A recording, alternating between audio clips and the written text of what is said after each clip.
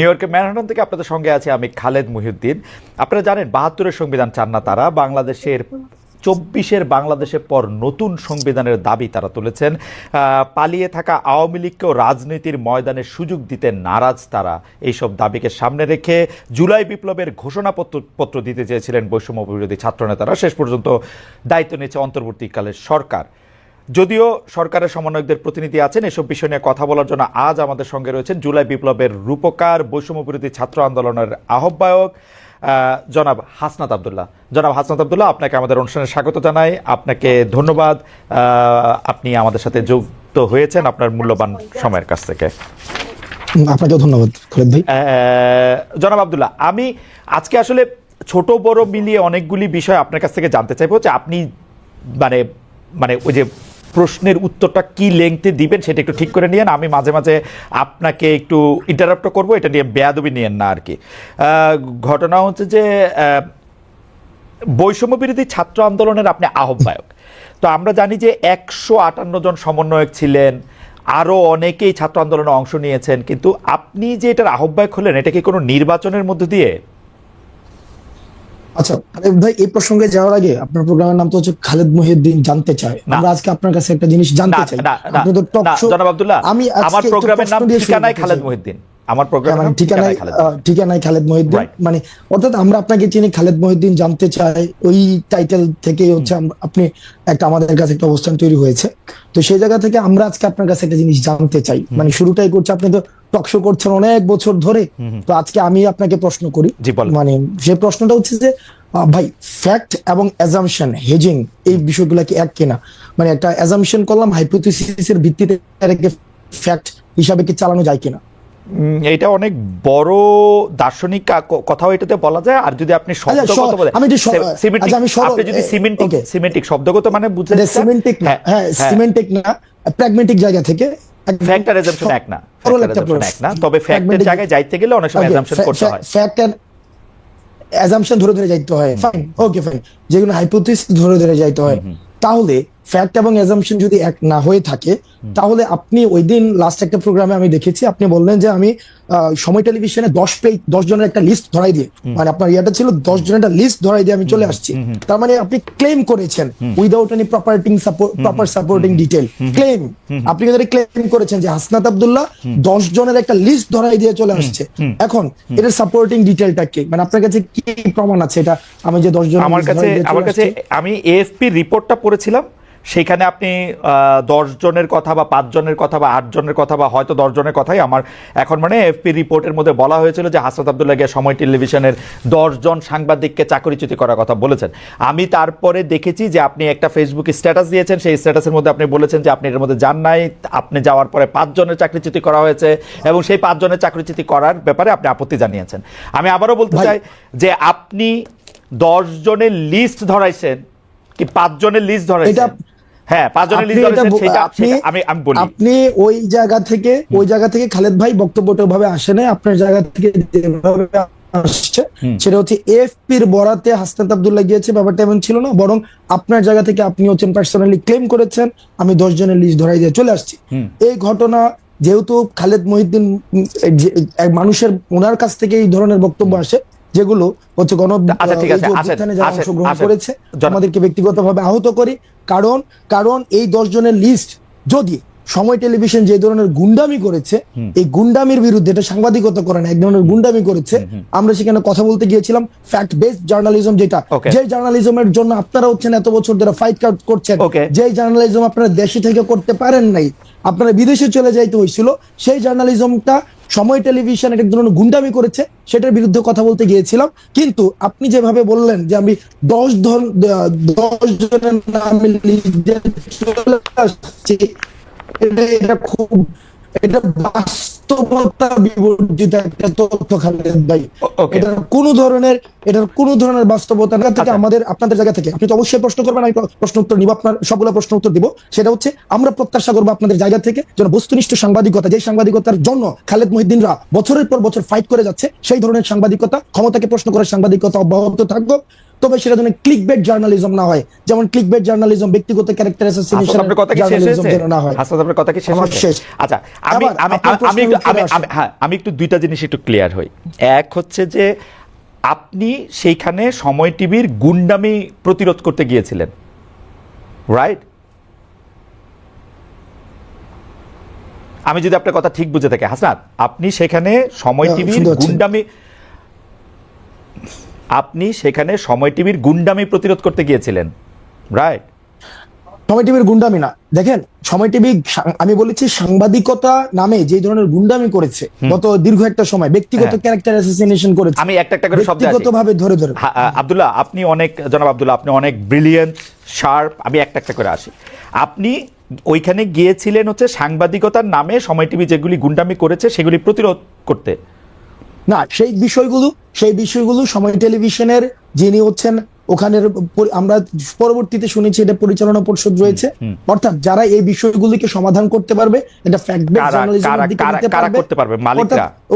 ওটা হচ্ছে ওই যে আমাকে যেটা বলা হয়েছে যে মালিকরা করতে পারবে, ভদ্রলোক হাসান সাহেব, আমি ওনার সাথে কথা বলতে গিয়েছি যে ভাই আমরা ভিডিও এভিডেন্স নিয়ে গিয়েছি, ভিডিও এভিডেন্স যে ভিডিও এভিডেন্স, ভাই আমি কিন্তু এটা স্বীকারও করেছি, ভাই আমি এটা স্বীকারও করেছি পরবর্তীতে, যে আমি গতকাল আপনার উচিত কথাও দেখেছি, গতকাল এটা আমি স্বীকারও করেছি যে আপনাদের একটা প্রপার কাউন্সিল রয়েছে, ওই যে জার্নালিস্ট কাউন্সিল, ওইটা হচ্ছে ওখানে রিপোর্ট করতে হয়। তো যেহেতু এই বিষয়টা আমি জানতাম না, আমি কিন্তু অ্যাকনোলেজ করেছি যে এই প্রক্রিয়াতে আমার ভুল হয়েছে। কিন্তু সময় টেলিভিশন যে প্রক্রিয়া অব্যাহত রেখেছে, এজেন্ডা ভিত্তিক জার্নালিজম, যে আপনি দেখেন মানে, আচ্ছা আমরা সময় টিভি নিয়ে আর এত কথা বলবো না। আমি শুধু আপনাকে জানতে চাই, সাংবাদিকতার নামে যে গুন্ডামি তারা করতেছিল সেইটা নিয়ে কথা বলতে আপনি সেখানে গেছেন। জনাব হাসনাত আব্দুল্লাহ, এই অ্যাসাইনমেন্টটা কি আপনি আপনারই দিছেন না কেউ আপনাকে দিছে? এই অ্যাসাইনমেন্টটা আমি নিজ থেকে এবং এই গণ অভ্যুত্থানের সময় যে সাংবাদিকদের সাথে আমাদের পরিচয় হয়েছে একটা দীর্ঘদিন, আমরা দেখেছি তারাও আপনাদের মতো করে তারা কেউ হচ্ছে থ্রেট পেয়েছে, সাংবাদিকতা করতে পারে নাই, ফিল্টার নিউজ চালাইতে হয়েছে, ডিজিএফআই থেকে শুরু করে আইন শৃঙ্খলা রক্ষাকারী বাহিনী যখন আমাদেরকে বাধ্য করেছে ওই জার্নালিস্টদেরকে আমরা পেয়েছি। আপনারে কিন্তু আমি আসলে এটা এক্সপ্লেইন আপনি নিশ্চয়ই করবেন, আমার প্রশ্নগুলির সাথে আমি আসি। তাহলে এই অ্যাসাইনমেন্টটা আপনি আপনাকে দিয়েছেন, মানে এটা বৈষম্য বিরোধী ছাত্র আন্দোলন না, বা আপনি বাংলাদেশের কোনো সাংবাদিকতা পুলিশও না, এই অ্যাসাইনমেন্টটা আপনি আপনাকে দিয়েছেন, তাই তো? হ্যাঁ, এটা হচ্ছে আমি আমার জায়গা থেকে দেখছি এটা দীর্ঘদিন ধরে কিভাবে বিরোধী দল মানে সরকার, প্রেস কাউন্সিল, তথ্য উপদেষ্টা, তাদের বাদ দিয়ে আপনি আপনাকে এই অ্যাসাইনমেন্ট দিয়েছেন, তাই তো? তাদের সাথে কথা না বলে না, তাদের সাথে আমি কোনো কথা বলি নাই। আপনার সাথে যারা ছিল, যেমন করে দরকার নাই, করে ফেসিস্ট হাসিনাকে পতন করার জন্য আমরা প্রেস কাউন্সিল, ওই যে তারপর যে উপদেষ্টা, তারপর হচ্ছে ওদের সাথে যেভাবে কথা বলেন নাই সেইভাবেই আপনারা বলেছেন, সেভাবেই বলেছেন। ধরেন সেইভাবে আর কি কি জায়গায় আপনি যাওয়ার জন্য আগ্রহ বোধ করেন সেটাও আমরা শুনবো, পুরো আলোচনাটাতে যাই। মনে করেন যে ফেসিস্ট হাসিনা, কোনো সন্দেহ নাই হাসিনার জায়গা থেকে হাসিনা মিডিয়াকে ধ্বংস করেছে, গলা চিপে রেখেছে, এটা আমি বারবার বলতে চাই, বারবারই বলবো। কিন্তু এইটার পরে 5 মাস পরে এসে, 4.5 মাস পরে এসে হাসনাত আব্দুল্লাহর মনে হয়েছে যে সাংবাদিকতা নামক করা গুন্ডামি করতেছে, এখন হাসনাত আব্দুল্লাহ নিজেকে অ্যাসাইন করেছে, ওইখানে গিয়ে তাদেরকে বলে আসতে হবে কথা, তাই তো? এবং খালেদ মুহিউদ্দিন এটা ভুল করেছে যে 10 জনের তালিকা হাসনাত আব্দুল্লাহ ধরায় নাই। 5 জনের কথা কি বলেছে? 5 জনের কথা কি বলেছে? না, আমি কোন সাংবাদিক আপনি কি বলেছেন? খালেদ ভাই পুরো প্রক্রিয়া, অর্থাৎ ওখানে যাওয়ার প্রক্রিয়াটা, যেটা সাংবাদিকতা নীতি বিরুদ্ধ বা আপনাদের একটা প্রেস কাউন্সিল আছে বা এটা আমি জানতাম না, ওই প্রক্রিয়া নিয়ে যদি আপনি কথা বলেন সেটাকে আমি সমর্থন জানাবো এবং আমার ভুলের জায়গাটা আমি অ্যাকনোলেজ করব। কিন্তু পার্টিকুলারলি যেই জায়গায় প্রবলেমটা, যেই জায়গায় আমি আপনাকে ইস্যু ধরেছি, আমারে যদি আপনি জানতে চান আব্দুল্লাহ, জনাব আব্দুল্লাহ দেখেন, আমি আপনাকে সাংবাদিকতার কথা বলি, সাংবাদিকতা দুই রকম। আমি বলি কথা বলতে, হ্যাঁ বলেন, শেষ করে আমাকে বললেন। কারণ খালেদ ভাই, আপনি পুরো প্রক্রিয়াতে অবশ্যই যে সবচেয়ে বড় অপরাধ করেছে তারও যথাযথ বিচার প্রক্রিয়ার মধ্য দিয়ে তার বিচার নিশ্চিত হতে হবে। আমি এটার সাথে ফুললি এগ্রিড, বিষয়টার সাথে আমি এগ্রিড না। আপনি প্রমাণ ছাড়া আপনি বলেছেন যে 10 জনের লিস্ট হাসনাত আব্দুল্লাহ ধরাই নিয়ে আসছে, আমি একজনের কোনো লিস্ট দেয় নাই। সেখানে হাসান সাহেবের সাথে কথা হয়েছে, সেখানে তারেক জিয়াকে কিভাবে হচ্ছে পার্সোনালি অ্যাটাক করা হয়েছে, 21শে আগস্ট কিভাবে রিপোর্ট করা হয়েছে। আমি আপনার সাথে একমত আব্দুল্লাহ, আমরা অনুষ্ঠানটা আগাই। আমি আপনার সাথে একমত যে 10 জনের লিস্ট আপনি ধরান নাই, আপনি একজনের লিস্টও ধরান নাই, কিন্তু আমি আমার অন মাই ডিফেন্স আমি শুধু বলে রাখতে পারি যে 2 ধরনের সাংবাদিকতা আছে, একটা হচ্ছে সাবজেক্টিভ, একটা হচ্ছে অবজেক্টিভ। আমি যখন আমার মত দেই, এটা আমার মত, এখন আপনি আমার মতরে আপনি চ্যালেঞ্জ করতে পারেন, আমার মততে আপনি আলাদাভাবে জিজ্ঞেস করতে পারেন। আমার মতের বিরুদ্ধে যখন আপনি আপনার মত দিচ্ছেন, আমি এটা প্রচার করতে চেষ্টা করছি আমার জায়গা থেকে, এখন আমি এটা চেষ্টা করতেছি, আপনি তো এখানে আসছেনই। আমরা অনুষ্ঠানের মধ্যে দিয়ে সামনে দিয়ে আগাই, কারণ এটা আসলে এই কিছু কথা তো আপনার থেকে আমরা শুনতেই চাই। সেটা হচ্ছে যে ধরেন 158 জন সমন্বয়কের মধ্যে যে আপনি আহ্বায়ক নির্বাচিত হয়েছেন, এটা কোনো বা নির্বাচিত হয়েছেন কিনা, এটা কি প্রক্রিয়ার মধ্যে দিয়ে হয়েছে? ওকে, 158 জনের দেখেন, এই যে অভ্যুত্থান পরবর্তী সময়ে সমন্বয়ক নামে আমরা বারবার বলেছি, সমন্বয়ক নামে বিভিন্ন জায়গায় হচ্ছে চাঁদাবাজি, তারপরে হচ্ছে বিভিন্ন জায়গায় অ্যানোমালিস ক্রিয়েট হচ্ছিল। এখন দেখেন, বিপ্লব যখন হচ্ছে গণ অভ্যুত্থানের সময় বিভিন্ন হচ্ছে কন্ট্রিবিউশনের ভিত্তিতে আমরা সমন্বয় করেছিলাম, তখন দেখা যেত কি সমন্বয় খুঁজে পাওয়া যেত না, রিস্ক নিতে চাইতো না। কিন্তু অভ্যুত্থান পরবর্তী সময়ে সবাই সমন্বয় পরিচয় বিভিন্ন জায়গায় একটা অথরিটেটিভ একটা মনোভাব নিয়ে যেতে যাচ্ছিল। তো তখন সেই জায়গা থেকে যখন কারো হচ্ছে অভিযোগ আসছে, আমি কিন্তু তাকে অ্যাকাউন্টেবিলিটির মধ্যে নিয়ে আসতে পারি না, কারণ সেই জায়গা থেকে যেন এটার একটা ফিল্টার প্রসেস হয়। আমরা এই যে 158 জন সমন্বয়ক রয়েছে, আমরা তাদের সাথে বসেছি। হয় এবার এই মিটিং 158 জন ছিল কিনা সেটা হচ্ছে একটা বিষয় না, ওই মিটিং 158 জন ছিল না, কিন্তু অধিকাংশ আমরা সেখানে মিটিং বসেছি, অধিকাংশই, যাতে করে আমরা অভ্যুত্থান পরবর্তী সময়ে এই অভ্যুত্থান প্রতি বিপ্লবের যে বিভিন্ন কথাবার্তাগুলো বিভিন্ন সময় এসেছে এবং আমরা বিভিন্ন সময় বিভিন্ন মুভমেন্ট গুলো করেছি, সেই জায়গা থেকে আমরা এটাকে একটা প্রক্রিয়ার মধ্যে নিয়ে আসার জন্য অধিকাংশের মতামতের ভিত্তিতে আমি আহ্বায়ক হয়েছি। সার্জিস হচ্ছে জুলাই অধিকাংশের মতামতের ভিত্তিতে, এটাই আমার জানা ছিল, অধিকাংশের মতামতের ভিত্তিতে, অধিকাংশ সমন্বয়কের মতামতের ভিত্তিতে, মানে আপনারা একটা ভোটাভুটি করেছেন, তাই তো?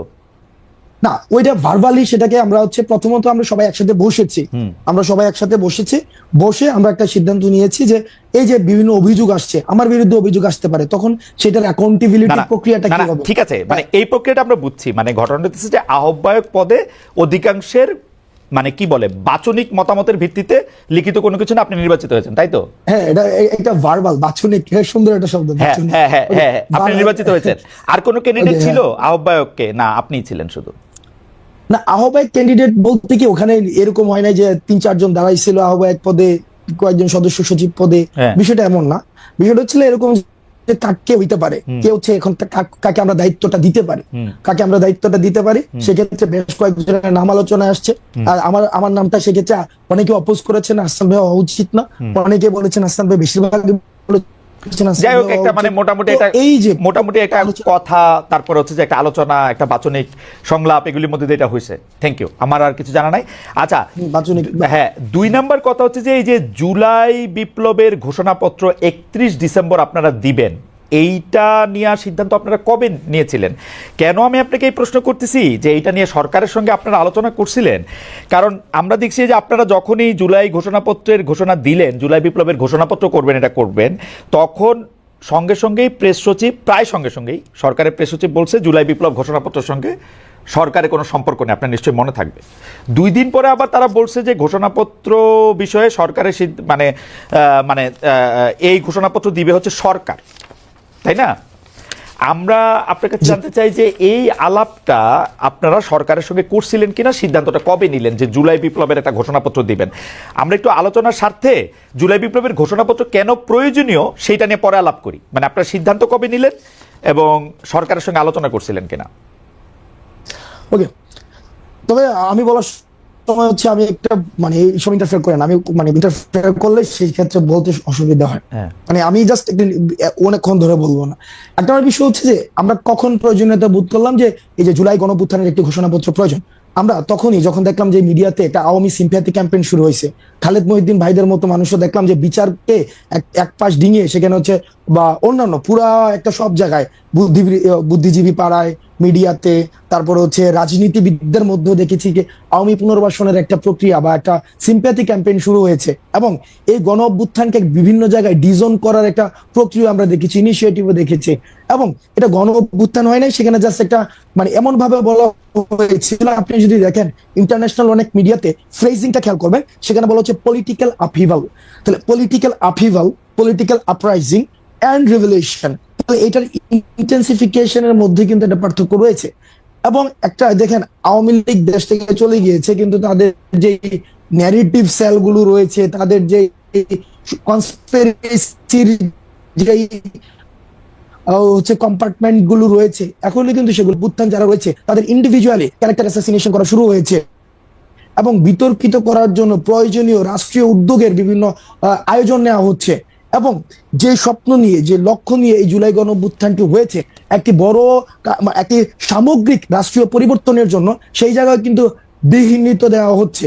সেজন্য আমরা চেয়েছি এটার একটি অ্যাকনোলেজমেন্ট যে এই জুলাই গণঅভ্যুত্থান সকল, আমরা বলছি না যে শুধুমাত্র বৈষম্যবিরোধী ছাত্র আন্দোলন করেছে, নো, বৈষম্যবিরোধী ছাত্র আন্দোলনের নেতৃত্বে সকল ফেসিবাদ সরকারের সাথে আলোচনা করেছিলেন কিনা? সবার না, আমরা সরকারের সাথে আলোচনা করে নাই। ওই সরকারের সাথে আলোচনা করে তো মাঠ থেকে সিদ্ধান্ত হয় নাই, মাঠ আগে সিদ্ধান্ত নেয়, মানুষ আগে মাঠের সিদ্ধান্তটা কে আগে বুঝতে পারলো? জনাব হাসনাত আব্দুল্লাহ আগে বুঝতে পারলেন কিভাবে মাঠের সিদ্ধান্তটা?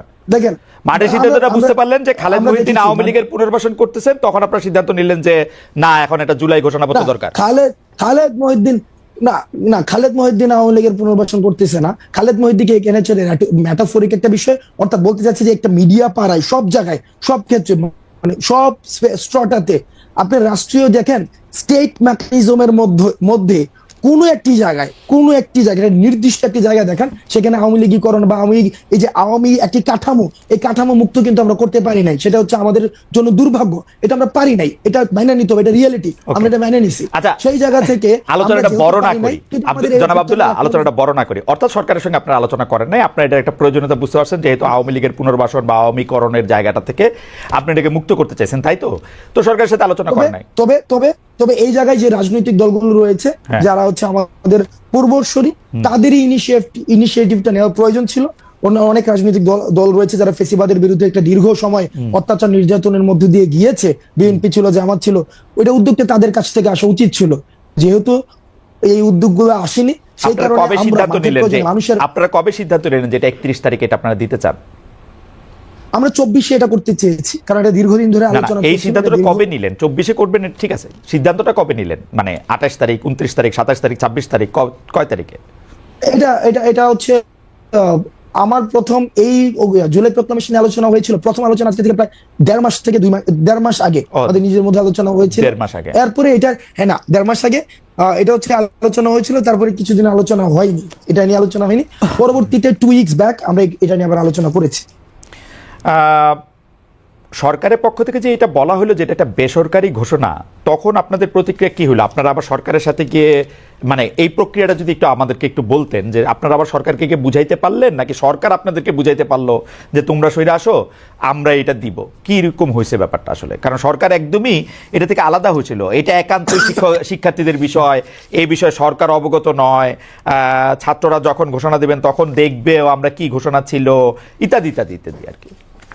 তো সরকার, আপনারা কি সরকারকে বুঝাইছেন, না সরকার আপনার করে বুঝাইছে, নাকি আপনারা দুইজনে মিল্লা জিল্লা? সরকার আমাকে বুঝায় নাই, আমরা দুইজনে মিল্লা জিল্লাও কোনো কাজ করি নাই। এখানে বিষয়টা হচ্ছে যে আমরা পুরো আন্দোলনে যে আমরা যারা সমন্বয়ক ছিলাম, এখন যারা কাজ করছে, আমরা কি কাজ করেছি? আমরা সেটা হচ্ছে জনগণের ভাষাটাকে আমরা ইন্টারপ্রেট করেছি। জনগণের, দেখেন, মাঠ থেকে 1 দফার যে ঘোষণাটা, সেই ঘোষণাটা শহীদ মিনার থেকে আসার আগেই মানুষের সেই যেই হচ্ছে 1 দফা ঘোষণা করেছে, প্রত্যেকটা কর্মসূচি দেখেন সেখানে মানুষ হচ্ছে এই কর্মসূচিগুলো আমাদের আগে দিয়েছে, আমরা সেই জায়গাটা সমন্বয় করেছি। ঠিক একইভাবে এই যে প্রক্লামেশন অথবা স্বীকৃতি, এটাকে আমি সহজীকরণ করি, এটাকে language of the common people করি। এই যে এটা গণ অভ্যুত্থানের স্বীকৃতি, এই স্বীকৃতির প্রয়োজনীয়তাটা মানুষ থেকে এসেছে। গভর্নমেন্টকে আমরা প্রথমে ডিজাইন করতে, আপনারা মনে করছেন যে গণ অভ্যুত্থানকে স্বীকৃতি দেওয়া হচ্ছে না, এটা কি আপনাদের মনে হচ্ছে? হ্যাঁ, আমরা বিভিন্ন জায়গায় বিভিন্ন ঘোষণাপত্রের পরে এটা দেওয়া হবে এরকম আপনাদের মনে হচ্ছে? না, ঘোষণাপত্রে দেওয়া হবে ব্যাপারটা হচ্ছে কি, আমরা যখন দেখছি সব জায়গা থেকে এটাকে ডিজাইন করার একটা জনাব আব্দুল্লাহ, একটু করে আলাদা করি। যে যেমন ধরেন ঘোষণাপত্রের প্রয়োজন হচ্ছে কারণ গণ অভ্যুত্থানের স্বীকৃতিটা আমরা পাইতেছি না, তাহলে ঘোষণাপত্র এখন দিতে হবে। তো ঘোষণাপত্র দেওয়ার পরে গণ অভ্যুত্থানের স্বীকৃতিটা পাওয়া যাবে বলে আপনারা মনে করছেন, তাই তো? তাই হওয়া উচিত না? লজিক না, গণ অভ্যুত্থানের স্বীকৃতি এটার হচ্ছে প্রাতিষ্ঠানিক স্বীকৃতি, যেটাকে আমরা সরকার এটাকে ডিজাইন করলো কেন? সরকার এটাকে ডিজাইন করলো কেন? না, মানে ইনিশিয়ালি দেখলাম যে প্রাইভেট ইনিশিয়েটিভ কিছু একটা বলেছে, এই জায়গায় তারা তাদের জায়গা থেকে বক্তব্য দিতে পারে। আমরা তো মিল্লা জিল্লা, আপনি যেটা বললেন যে মিল্লা জিল্লা, আপনার খালেদ ভালো লাগে, আপনার মাঝে মাঝে যে গতকালের প্রোগ্রামে দেখেছি আপনার যে ডায়ালেক্টিক্সটাকে খুব মানে পাবলিক এনগেজ করে, ওকে, আই অ্যাপ্রিশিয়েটেড। আমরা এটা ফরওয়ার্ড না আমাদের এই যে ধরেন তাহলে সরকার এটাকে মনে করছে আপনাদের বক্তব্য আসলে ঠিক না, তাই তো নাকি? সরকার যদি ইনিশিয়ালি যদি সরকার সেটা ভেবেও থাকে, সেই জিনিসটাকে আমরা আমাদের জায়গা থেকে আমরা চেষ্টা করেছি, আমরা আমাদের জায়গা থেকে সরকারকে লাইনে রাখতে, হ্যাঁ সরকারকে লাইনে রাখতে, এবং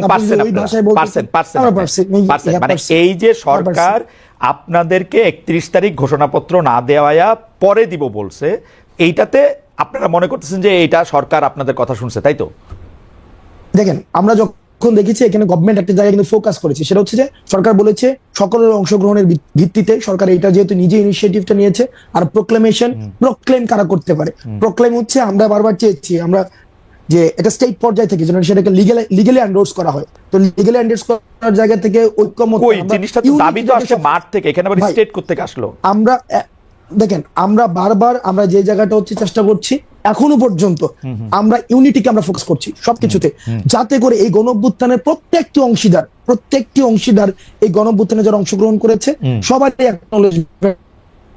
এখন স্টেট যেহেতু বলেছে আমরা একটা ন্যাশনাল প্রোগ্রামের মধ্যে দিয়ে, শব্দটা হয়তো নেই, বলেছে যে সকল অংশীদার ও অংশগ্রহণের ভিত্তিতে তো সরকার বলছে নিজেরাই হচ্ছে সেটাকে হচ্ছে আমরা করব।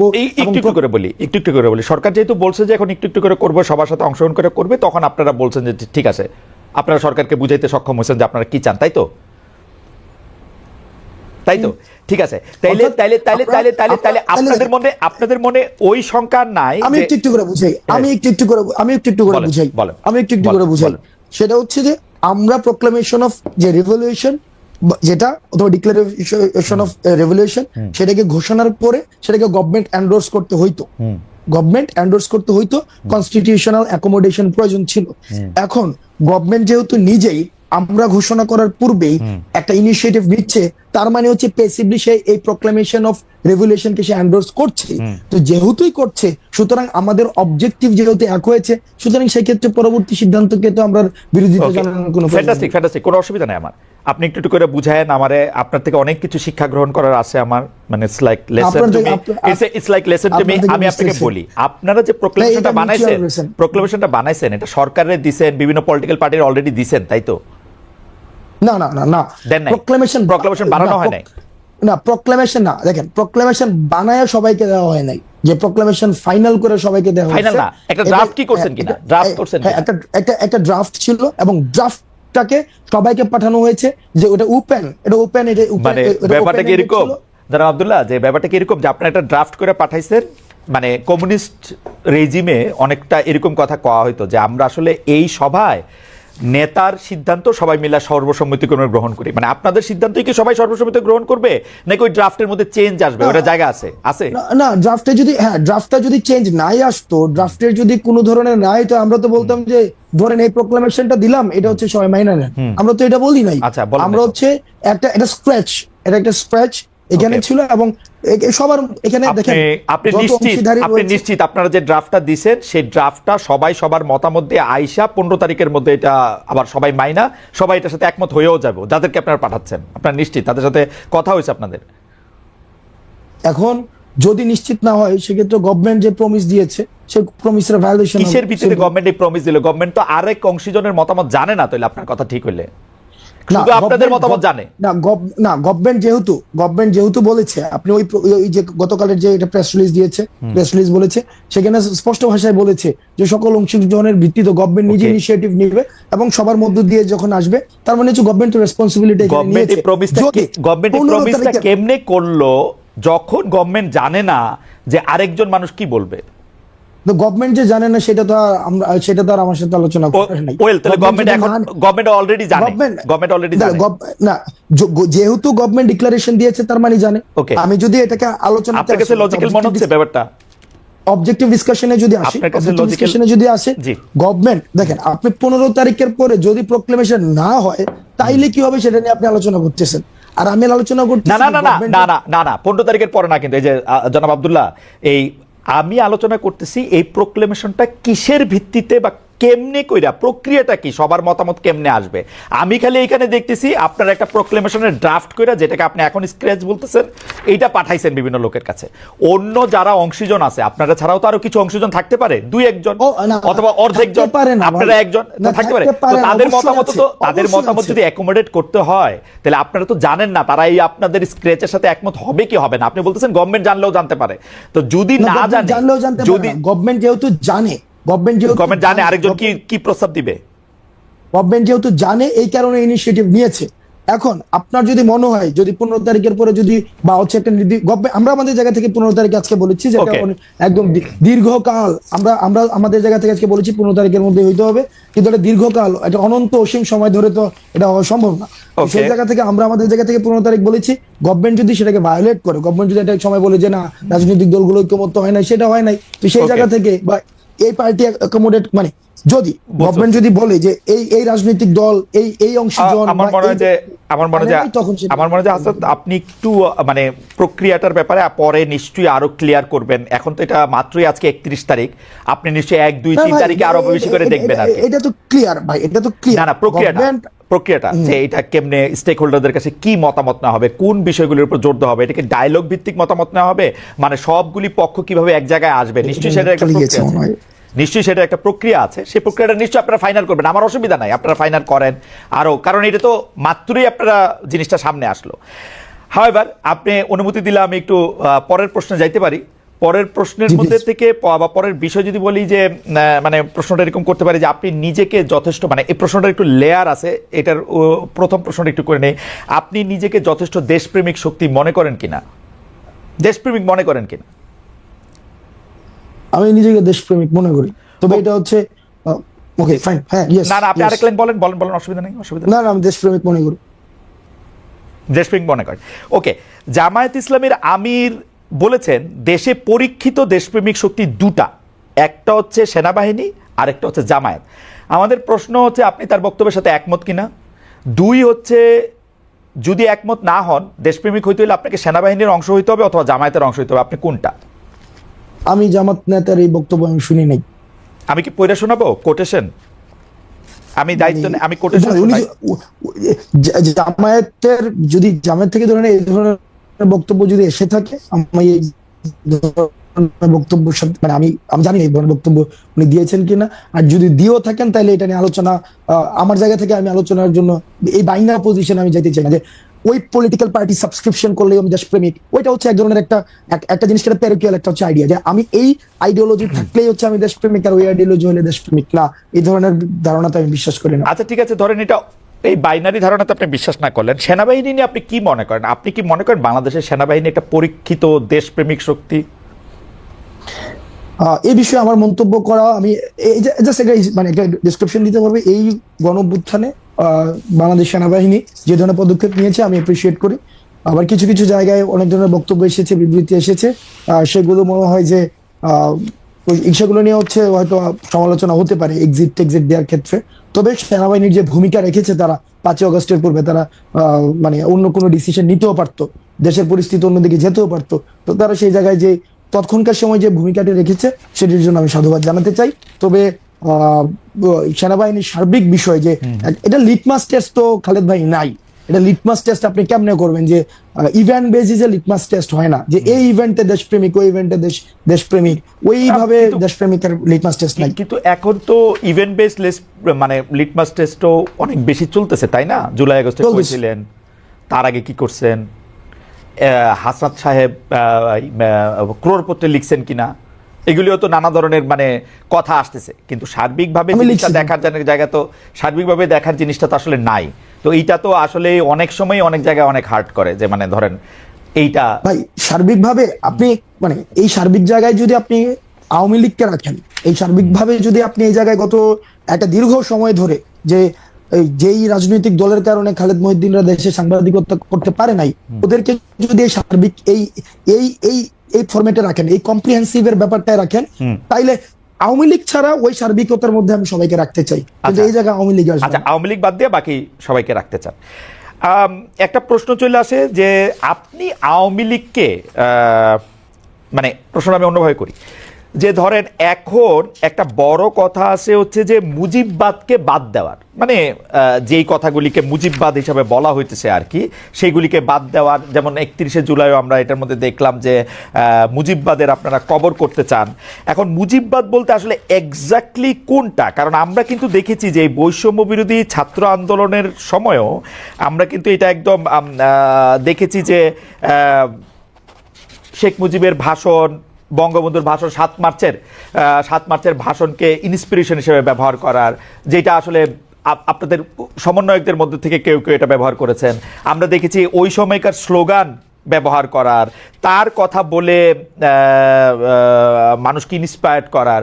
তো এইটার এখন যে আবার আপনারা মুজিববাদের কবর চাচ্ছেন, সেইটার কারণ কি যে আপনারা পপুলিস্ট জায়গাটা থেকে, মানে জনতুষ্টিমূলক এই জায়গাটা থেকে এটা ধরতে চাচ্ছেন, নাকি ব্যাপারটা এরকম যে ওই সময় আপনারা এটা করেছেন যাতে আপনারা একটা কৌশল নিতে পারেন, যেই কৌশলে আবার বেশি লোক আপনাদের প্রতি আকৃষ্ট হতে পারে? কোনটা, মানে ওই সময়টা কৌশল ছিল নাকি এখনকারটা কৌশল? দুইটা তো দুই অবস্থান, তাই না? আচ্ছা, আমি আপনি আমার জন্য সহজ করে দিয়েছেন। এই মুজিববাদ হচ্ছে ওই আইডিয়াটা, আমি যখন আমার একটা যৌক্তিক দাবির জন্য দাঁড়াবো, তখন আমাকে সেন্স অফ উইনেস ডেভেলপ করতে হয় এই মুজিবের খুঁটির উপর দিয়ে। অর্থাৎ আমি এই মুজিবের খুঁটিতে আসি, এই মুজিব আইডিয়ার মধ্যে আমি বিশ্বাস করি, তাইলে হচ্ছে আমি যৌক্তিক দাবি জানাইতে পারবো। ক্যাম্পাসগুলোতে কি অবস্থা ছিল?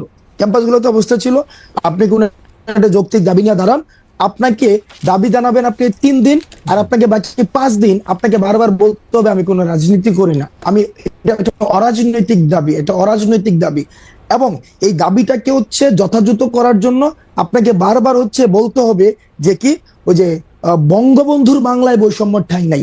অর্থাৎ বঙ্গবন্ধুর সাবস্ক্রিপশন ছাড়া, বঙ্গবন্ধুর খুঁটি ধরা ছাড়া আপনি কোনো একটা যৌক্তিক কোনো একটা দাবি দাঁড়াই করাইতে পারবেন না।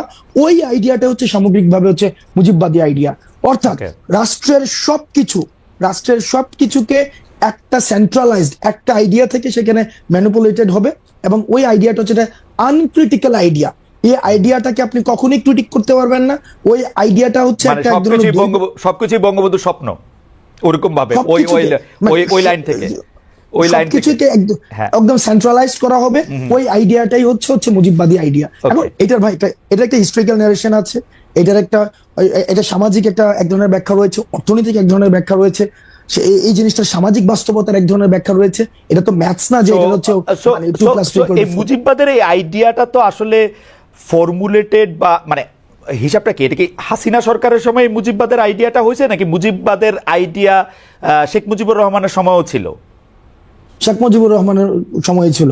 আপনার যখন মুক্তিযুদ্ধটা হয়েছিল ডিগনিটি, ইকুয়ালিটি এবং জাস্টিসের ভিত্তিতে, এবং সেখানে এসে 71 পরবর্তী সময়ে আইসা আপনি দেখেন এই প্রথম 71 পরবর্তীতে আপনার হচ্ছে কনস্টিটিউশনে এমন কিছু হচ্ছে আপনার আবার পিলার নিয়ে আসলো, যথা হচ্ছে যেখানে সোশ্যালিজম, ন্যাশনালিজম, তারপরে হচ্ছে এখানে নিয়ে আসলো হচ্ছে বাঙালি ন্যাশনালিজম আসলো। কিন্তু এগুলো তো আওয়ামী লীগেরও মূলনীতি না, এটা আওয়ামী লীগের নীতিও না, মানে এটা মানে দেখেন মুক্তিযুদ্ধটা, হ্যাঁ এটা হচ্ছে এটা কাদের মূলনীতি? এই মূলনীতিটা ছিল ভারত এবং সোভিয়েত পন্থী যে সব মুক্তিযুদ্ধের সময়, সেই সময় দুইটা স্ট্রিম ছিল। আপনি যদি তৎকালীন সময়, আমি চেষ্টা করছি এখন পড়ার, বা আগেও পড়ার চেষ্টা করেছি, তৎকালীন সময় বদরুদ্দিন ওমর এবং হচ্ছে ভাষার নীল আপনার লেখাগুলা যখন পড়ি, তখন দেখতে পাচ্ছি যে এখান থেকে কিন্তু একটা ব্যাপক একটা বিভাজন ছিল। অর্থাৎ যারা হচ্ছে পাকিস্তানের জন্য যেই গণপরিষদটা করা হয়েছিল পাকিস্তানের জন্য, ওইটা দিয়ে হচ্ছে আমরা একটা বাংলাদেশের কনস্টিটিউশন বানাইলো, সেইটাতে পুরো রিফ্লেক্ট পাইলো হচ্ছে একটা ব্যক্তির একটা ধারণা, যেটার পরবর্তী হচ্ছে আপনি মনে করতেছেন যে গণতন্ত্র, সমাজতন্ত্র, ধর্মনিরপেক্ষতা, জাতীয়তাবাদ, এইটা হচ্ছে সংবিধানের মূল সমস্যার জায়গা। আপনি না ভাই, আপনি একদম যে এভাবে কনক্লুশনে চলে গেলে হবে না।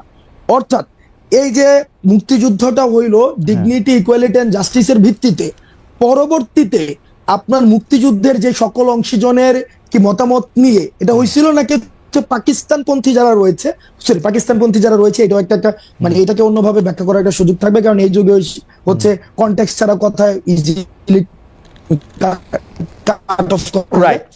আমি বলতে চাচ্ছি তৎকালীন সময় যে গণপরিষদটা করা হয়েছিল, সেই গণপরিষদটা হচ্ছে, এই গণপরিষদটা কিভাবে মানে কোন নির্বাচনের ভিত্তিতে হয়েছিল?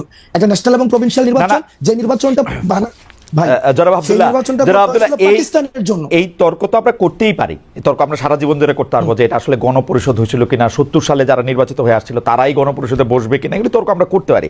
কিন্তু আমি জানতে চাইতেছি যে আমরা এখন 72-এর সংবিধান বলি বা ইয়াটা বলি, এটার ক্ষেত্রে গণতন্ত্র, সমাজতন্ত্র, ধর্মনিরপেক্ষতা, জাতীয়তাবাদ এগুলিকে আমরা সমস্যা হিসেবে দেখতেছি কিনা। ভিসাভিস যেখানে আমাদের কাছে ডিগনিটি, ইকুয়ালিটি এবং সোশ্যাল জাস্টিস ছিল, এবং ডিগনিটি, ইকুয়ালিটি, সোশ্যাল জাস্টিসের এন্টিথিসিস আমরা গণতন্ত্র, সমাজতন্ত্র, ধর্মনিরপেক্ষতা, জাতীয়তাবাদকে মনে করতেছি কিনা, যে একটা আরেকটার সাথে সাংঘর্ষিক। না, এন্টিথিসিস না, এখানে কন্ট্রাডিকশন আছে। কন্ট্রাডিকশন আছে, হ্যাঁ, কন্ট্রাডিকশনটা একটু বলেন, কন্ট্রাডিকশনটা একটু বুঝি। কন্ট্রাডিকশনটা একটু এখানে বুঝি। দেখেন একদম পুরাটাকে হচ্ছে বাঙালি জাতীয়তাবাদ বানাই ফেলছে, এখন সবগুলাকে একসাথে হচ্ছে একটা প্যাকেটে নিয়ে আসছে। এখন পুরা এই জায়গায় আপনি দেখবেন যে ওইখানে গণপরিষদ থেকে তখন কিন্তু Fantastic. যতীন্দ্র নারায়ণ লারমা কিন্তু তখন উনি অনির্দিষ্টকালের জন্য হচ্ছে গণপরিষদ না, ফ্যান্টাস্টিক। তাহলে এই একটা স্পেসিফিক সমস্যা পাওয়া গেল যে জাতীয়তাবাদটা এরকম বাঙালি এরকম হইতে পারবে না, তাই তো? দেখেন না, সমস্যা না, এখানে আপনার প্রত্যেকটা স্টেক হোল্ডারের অ্যাকনলেজমেন্ট প্রয়োজন। আপনার যে জায়গায় সমাজতন্ত্র আছে সেই জায়গায় আবার আপনার এখানে ধর্মনিরপেক্ষতার যে আলাপটা, আপনার এখানে একটা ধর্মনিরপেক্ষতার আলাপ তো যুদ্ধের সময় ছিল না। এখন আমাকে আবার এখানে বলা হইতেছে হাসনাত আব্দুল্লাহ আজকে ক্যাপশন যাবে যে এ ধর্মনিরপেক্ষতার বিপক্ষে। এটা এই ধরনের একটা ছোট 2 লাইনের 4 লাইনের আলাপ আলোচনা দিয়ে সম্ভব না। সংবিধান বিশেষজ্ঞ না না না না, ঠিক আছে, এটা আমি বুঝতে পারছি, এটা আমি বুঝতে পারছি যে আমরা একটু মুভ অন করি। তার মানে আপনি বলতে চাইতেছেন যে ধর্মনিরপেক্ষতার আলাপটা আলাদা, কিন্তু সংবিধানে ধর্মনিরপেক্ষতা রাখা দরকার ছিল না, এটা রাখা হয়েছে, তাই কি? রাখা হয়েছে, এবং এটাকে এখন বাদ দেওয়া দরকার। কিভাবে আসছে, এটাকে কি এখন বাদ দেওয়া দরকার মনে করতেছেন আপনি? আবার ভাই ভাই না না, নাকি এটা নিয়ে আপনি আলাপই চান না? আমি বুঝি না, কিন্তু এটা নিয়ে নাকি আপনি আলাপই চান না? না না, আমি আলাপ চাই, আলাপ চাই, তবে হ্যাঁ অবশ্যই আলাপ চাই, সেটা আলাপ হওয়া উচিত। কিন্তু এটাকে যদি আপনি এভাবে বলতে চান, হাসনাত আব্দুল্লাহ এটা চাইছে যে সংবিধান হচ্ছে ধর্মনিরপেক্ষতা। আরে ভাই, হাসনাত আব্দুল্লাহ চাইছে সেটা বলবো কেন? আমি আলাপটা বোঝার জন্য, আমি আলাপটা বোঝার জন্য। আলাপটা হচ্ছে যে মুক্তিযুদ্ধটা যেভাবে হয়েছিল, মুক্তিযুদ্ধটা যেই অবজেক্টিভ সামনে রেখে হয়েছিল, পরবর্তীতে 72-এর যে সংবিধানটা হয়েছিল, এই মুক্তিযুদ্ধের গণ আকাঙ্ক্ষার প্রতিফলনটা এই সংবিধানটাই হয় নাই। আওয়ামী লীগের আকাঙ্ক্ষার প্রতি, আওয়ামী লীগের আকাঙ্ক্ষা জাতীয়তাবাদ, আমি একটু কয়ে রাখি, আমার জীবনেও মনে হয় না আওয়ামী লীগের আকাঙ্ক্ষা জাতীয়তাবাদ, আমার জীবনেও মনে হয় না আওয়ামী লীগের আকাঙ্ক্ষা ধর্মনিরপেক্ষতা। কারণ আওয়ামী লীগ ধর্মরে পুঁজি কইরা সবচেয়ে বেশি বাংলাদেশে অন্যায় করছে। আপনি খোঁজ নিয়ে দেখেন গত 15 বছরে সে যাদেরকে দুর্বল পাইছে, সে ধর্মীয় সংখ্যালঘু হোক, পাহাড়ি সংখ্যালঘু হোক, এই মানে অন্যভাবে সংখ্যালঘু হোক, যেমনে পারছে আওয়ামী লীগের অত্যাচারগুলি করছে। সুতরাং আওয়ামী লীগের আমার কখনোই ধর্মনিরপেক্ষ মনে হয় নাই, কখনো জাতীয়তাবাদী মনে হয় নাই, কখনো গণতন্ত্রী মনে হয় নাই। গণতন্ত্র মনে হইলে সে কোনোদিন ভোট লয়ে এরম করতে পারতো না, আমরা এটার মধ্যে এটা দেখছি। কখনো তাদেরকে সমাজতন্ত্রী মনে হয় না। সমাজতন্ত্রী হইলে বাংলাদেশে এতগুলি ঋণ খেলাপি হইতো না, এতগুলি অলিগার্ক সৃষ্টি হইতো না। আওয়ামী লীগ এই সংবিধানের 4 মূলনীতির একটাও মানে নাই। এটা হলো আমার ছোট্ট 2 পয়সার মধ্যে। কনস্টিটিউশন, তার মানে এটা তো কনস্টিটিউশন তো তাহলে কমপ্লিটলি ফেল করছে। না না, আওয়ামী লীগ যা যা কিছু করছে, শুনেন হাসনাত, আমার মতটা হলো আওয়ামী লীগ যদি আপনারা কনস্টিটিউশন ভঙ্গ করছেন এই কারণে আপনাদের শাস্তি দিবে, এই একটা স্বপ্নের জায়গায় থাকে, আমি বলবো বাংলাদেশে কোনোদিন ন্যায় বিচার প্রতিষ্ঠিত হইলে বাংলাদেশের সংবিধানের মূলনীতি ধ্বংস করার জন্য আওয়ামী লীগের বিচার সবচেয়ে আগে করা উচিত। এই এক্সিস্টিং মূলনীতি ধ্বংস করার জন্য গণতন্ত্র, সমাজতন্ত্র, ধর্মনিরপেক্ষতা, জাতীয়তাবাদ একটাও সে মানে নাই। আমি এটা গ্যারান্টি দিয়ে কইতে পারি, একটাও মানে নাই। এটা অসংখ্য উদাহরণ দেওয়া যাবে, আমি ঘটনা লম্বা করছি, ঘটনা লম্বা করছি না। কিন্তু আপনারা যে সংবিধানটা করা হয়েছে, সংবিধানের মূলনীতির ভিত্তিতে করা হয়েছে, এটা কোনোদিনও বাস্তবায়ন করা হয় নাই। এটা আওয়ামী লীগ নিজেই খর্ব করছে। না, আওয়ামী লীগ খর্ব করছে না, আওয়ামী লীগ খর্ব করছে না। আমি শেখ হাসিনার আমলটায় আমি সাংবাদিকতা করি, আমি 15 বছরে কইতেছি আওয়ামী লীগ এটা হত্যা করছে। সুতরাং সংবিধানের দোষ আমি দেই না, সংবিধানের দোষ আমি দেই না। আমার কাছে মনে হয় সংবিধানে যাই থাক এটা এরকমই হয়েছিল। আপনারা কি করবেন সেটা নিয়ে আমি আসি, আপনাদের বক্তব্যে আসি। আওয়ামী লীগের কথা কয়ে লাভ নেই আমার এখন।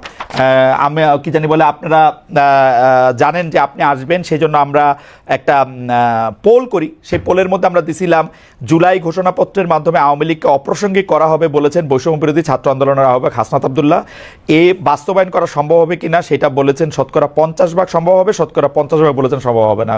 খুবই বিচিত্র। আমার এই জীবনে আমি প্রথম কোনো একটা মানে জরিপ এরকম টাই হইতে দেখলাম। আচ্ছা, হাওয়েভার আমি একটু হাসনাত আব্দুল্লাহ আপনার কাছে আসি। আপনি তো অনেকগুলি জায়গায় যান, কখনো কখনো নিজেকে অ্যাসাইনমেন্ট দেন, কখনো কখনো অন্যরা আপনাকে যাইতে বলে, আপনি দেখি যে আপনি অনেক প্রবলেম শোনেন, কিছু কিছু প্রবলেম আপনি সলভও করতে চেষ্টা করেন, কেমনে করেন আমি জানি না, এইটা নিশ্চয়ই কোনো না কোনো একটা জায়গা আপনার আছে যে এখান থেকে আপনি প্রবলেম সলভও করেন। আপনি আমাকে একটা সরলভাবে বলতে পারেন যে আপনার আসলে জনগণের সাথে সম্পৃক্ততাটা আপনি কিরকম দেখেন বৈষম্য বিরোধী ছাত্র আন্দোলনের? তারা কি আপনাদের সাথে খুব সম্পৃক্ত? জনগণ আমাদের সাথে এখন